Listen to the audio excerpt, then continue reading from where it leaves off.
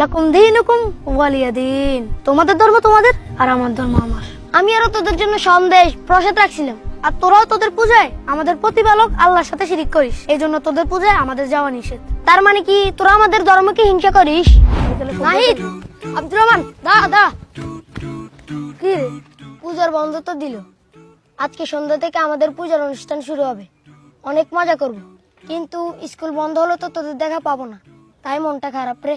আরে প্রদীপ, মন খারাপের কি আছে? মাত্র কয়টা দিনে তো। হ্যাঁ, নাহিদ তো ঠিকই বলছে, এক সপ্তাহ পরে তো আবার দেখা হবেই। আচ্ছা, একটা কাজ করলে কেমন হয়? পূজাতে তোদের দাওয়াত রইলো, তোরা আমাদের বাড়িতে চলে আসিস, তোদেরকে নিয়ে অনেক মজা করব। আচ্ছা, তাই হবে, আমরাও যাবো তোদের পুজোতে। কি বলিস নাহিদ? আমি যেতে পারি কিনা শিউর না রে, আমার বড় ভাই মনে হয় না যেতে দিবে। আরে দিবে না কেন? তোরা তো পূজা করবি না, শুধু দেখবি। আরে দিবে দিবে, না দিলে তুই চুরি করে চলে আসিস, আমি রাস্তার মোড়ে তোর জন্য অপেক্ষা করব। আচ্ছা ঠিক আছে, তুই আমার জন্য অপেক্ষা করিস, আমি সহমত চলে আসবো। ওকে। নাহিদ, এত তাড়াহুড়ো করে কোথায় যাও? আমার একটা হিন্দু ক্লাসমেট আছে, আমাকে আর আব্দুর রহমানকে ওদের পূজাতে দাওয়াত দিছে। আচ্ছা আমরা সবাই যাব, মানে ওদের পূজা দেখতে যাবো আর কি। আচ্ছা নাহিদ, বলো তো পূজা কাদের উৎসব? হিন্দুদের। হিন্দুদের। মুসলমানদের উৎসব কি কি? ঈদুল ফিতর আর ঈদুল আজহা। তোমার হিন্দু বন্ধু কি কখনো আমাদের ঈদুল আজহা আসছিল? না। তাহলে তুমি কেন তাদের উৎসবে যাবা? আমরা আমাদের কোরবানিতে যে গরু জবাই করি তাকে তারা কি বলে ডাকে জানো? জি জানি, মা বলে ডাকে।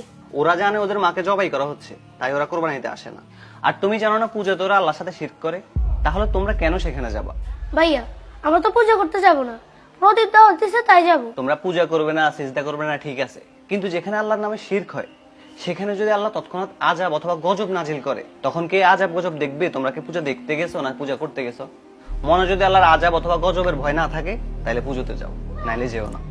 না না ভাইয়া, কি বলে? আল্লাহর গজবে কেন থাকবো? আল্লাহর গজব কিভাবে সহ্য করবো?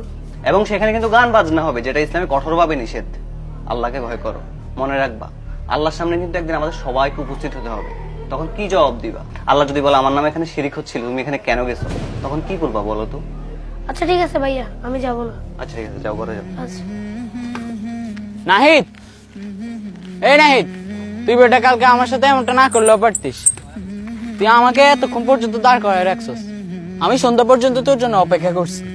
দোস্ত, আমার ভাই আমারে বুঝায় বলছে মুসলমানরা কেন পূজা যাওয়া নিষেধ। নিষেধ? কিন্তু কেন নিষেধ বলতো? তাইলে শুন। নাহিদ, আব্দুর রহমান, দা কি রে, তোদেরকে এত করে বললাম পূজা আসতে, তোরা আসলি না কেন? প্রদীপ, সরি রে, আমাদের নিষেধ ছিল।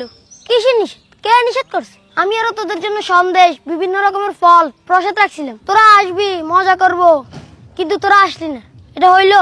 তা বল, কে মানা করছে আসতে না? আমাদের ধর্মে নিষেধ আছে রে। আমরা যেমন কোরবানি দিয়ে তোদের ধর্মের গুরুত্বপূর্ণ একটা পশুকে জবাই করি, এই জন্য তোরা আমাদের উৎসবে আসিস না। আর তোরাও তোদের পূজায় আমাদের প্রতিপালক আল্লাহর সাথে শিরিক করিস, এই জন্য তোদের পূজায় আমাদের যাওয়া নিষেধ। শিরিক? শিরিক আবার কি? আল্লাহর সাথে কাউকে মিলানোই হচ্ছে শিরিক। যেমন আল্লাহ ছাড়া অন্য কারো নিকট দোয়া করা, অন্য কারো নামে কোরবানি করা, মানত করা, এগুলোই শিরিক। আমরা তো আল্লাহর কাছে প্রার্থনাও করি না, আল্লাহর নামে কোরবানিও দিই না। তার মানে কি তোরা আমাদের ধর্মকে হিংসা করিস? আরে না না, হিংসা করবো কেন? আল্লাহ আমাদেরকে অন্য ধর্মকে হিংসা বা পালন করাতে বাধা দিতে নিষেধ করেছে। আর মহান আল্লাহ পবিত্র কোরআনে বলেন, লাকুম দীনুকুম ওয়ালিয়া দিন। তোমাদের ধর্ম তোমাদের আর আমার ধর্ম আমার। ও আচ্ছা, সুন্দর তো। লাকুম দিন, তারপর কি জানি? লাকুম দীনুকুম ওয়ালিয়া দিন।